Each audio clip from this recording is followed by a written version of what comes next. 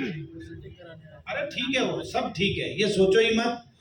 इससे बढ़िया माइक नहीं हो सकता, इससे बढ़िया सभागार नहीं हो सकता, इससे बढ़िया सुनने वाले नहीं हो सकते, और इससे बढ़िया सुनाने वाले भी नहीं हो सकते।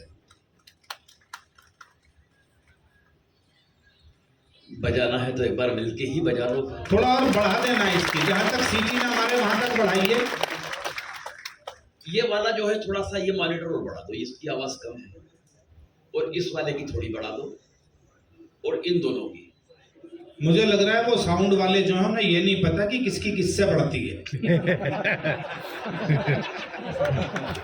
नया नया उद्घाटन हुआ है, साउंड सिस्टम लगा हुआ, वो कोशिश तो पूरी कर रहे हैं, पर पेट में दर्द हो और सिर दर्द की गोली दो तो पेट दर्द का इलाज कैसे होगा। लेकिन वो कुछ ना कुछ करके ठीक करके ही मानेंगे इसे, चिंता मत करो, अंतिम कभी तक ठीक हो जाएगा ही। तब तक हम भी अंतिम ही हो जाएंगे। 4 पंक्ति पढ़ता हूं और शुरू करता हूं। पीछे के लोगों, इधर के लोग तालियां थोड़ी ठीक बजा रहे हैं, लेकिन अगर चौथी पंक्ति तक बात पहुंचे तो आप लोग भी शामिल होना थोड़ा सा। एकदम। कुछ टूटे फूटे शब्दों से पहचान उगाने निकले हैं, क्या है हम कवि। कुछ टूटे फूटे शब्दों से पहचान उगाने निकले हैं, बंजर से बंजर धरती में धान उगाने निकले हैं, और इसी बात पर दे दो ताली, इस बेरंगी दुनिया में हम आंसू की फसलें बोकर मुस्कान उगाने निकले। वाह। बताया मुझे भाई साहब ने अभी कैफी आजमी साहब की जमीन है, गजल की जमीन है। श्याम नारायण पांडे में 2 बड़े रचनाकार का जब नाम मंच से लिया जाता है साहब, श्याम नारायण पांडे और कैफी आजमी साहब का, तब गोविंद राठी अपने धर्म की पूर्ति करता है और कहता है उन धर्म के धिक्कारियों से और मजहब के मक्कारियों से कि इधर थाल उठा पूजा का, इधर अजान हुई। वाह।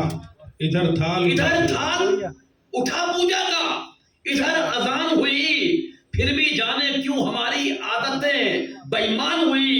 फर्क जो भी किया तुमने हमने किया, वरना गीत कब हिंदू हुए, गजल कब मुसलमान हुई।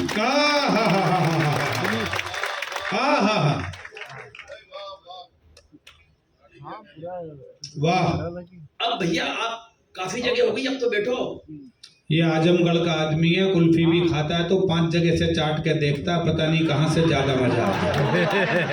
अभी तो भाई ने 3 बार जगह बदली है, 4 बार और बदल लेगा तो 7 हो जाएंगे, 7 फेरों में ब्याह हो जाता है।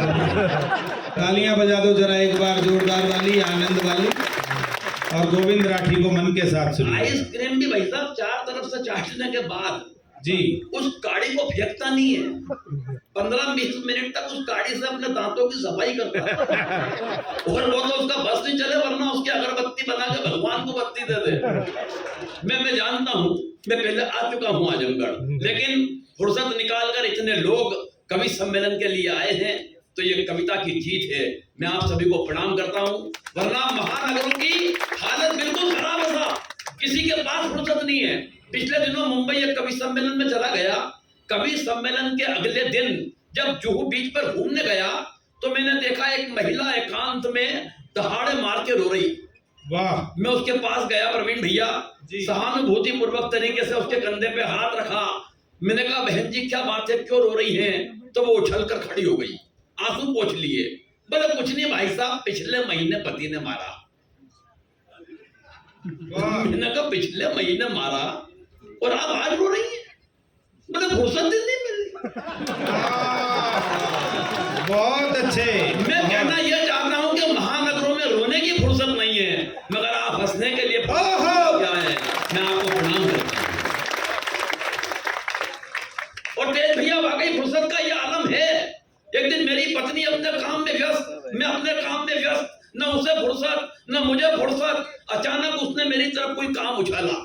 मैंने कहा देख आज काम मत बता देना, आज मुझे मरने की भी फुर्सत नहीं है। मेरे अंदाज में पलट के बोली आज मर भी मत जाना, मुझे रोने की फुर्सत नहीं है। तालियां कम है, थोड़ी मिलके बजा दे। सच बता। एक दिन मेरे सर आ गई, बोले देखो अमिताभ बच्चन। मैंने कहा क्या कर दिया? बोले देखो टीवी पे फिल्म आ रही है शराबी, पूरी फिल्म में पट्टे ने एक बूंद शराब की नहीं पी, लेकिन जो एक्टिंग की है वो कितनी कमाल की है। मैंने कहा मूर्ख औरत, उससे बड़ा एक्टर में। बोली कैसे? मैंने कहा पिछले 27 बरस से रोजाना पीने के बाद जो नहीं पीने की एक्टिंग मैं करता हूँ। वाह वाह वाह। वो तेरे को क्यों समझ में नहीं आती? सही बता रहा हूं। पत्नियों पर सर कविता वो लिखता है जो कुंठित होता है, जिनकी अपनी पत्नी से अंडरस्टैंडिंग ठीक नहीं होती।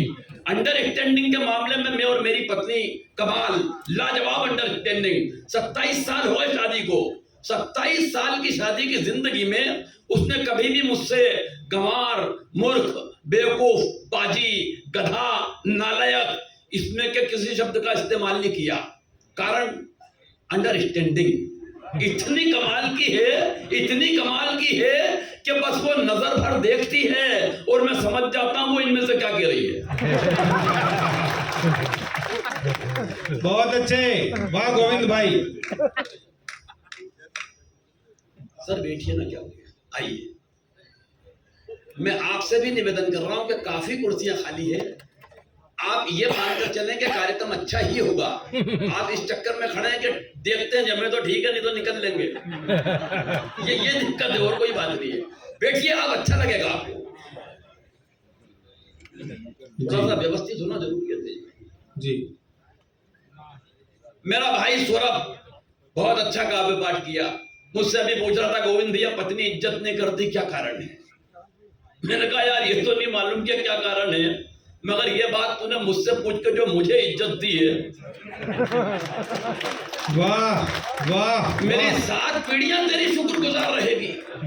बोले भाई साहब क्या आपकी भी नहीं करती? मैंने जो बात कही, बात पहुंच जाए तो इधर से ताली कम आ रही है, अब आपकी भी चाहता हूं, बात सुनना।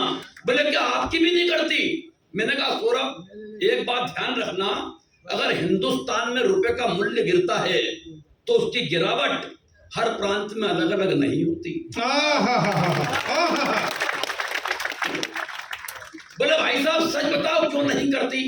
मैंने कहा सौरभ एक बात समझ लेना, जब कोई लड़की अपने मायके से विदा होकर ससुराल आती है, पिताजी को छोड़ के आती है तो बदले में ससुर साहब मिलते हैं। माँ को छोड़ के आती है, बदले में सासू माँ मिलती है। भाई को छोड़ के आती है, बदले में देवर मिलता है। बहन को छोड़ के आती है, बदले में ननद मिलती है। मगर ऐसा क्या छोड़ा कि तू और मैं पल्ले पड़े? वाह। बोले भाई साहब ऐसा तो कुछ भी नहीं छोड़ा। मैंने कहा फिर एक बात समझ ले, जो चीज फोकट में मिली है उसकी इज्जत कौन करेगा? तालियां थोड़ी मिलकर बजा दो, माई बहुत रखती है भगवान की कसम। इससे पढ़ेगा तो ये ठीक हो जाएगा। लो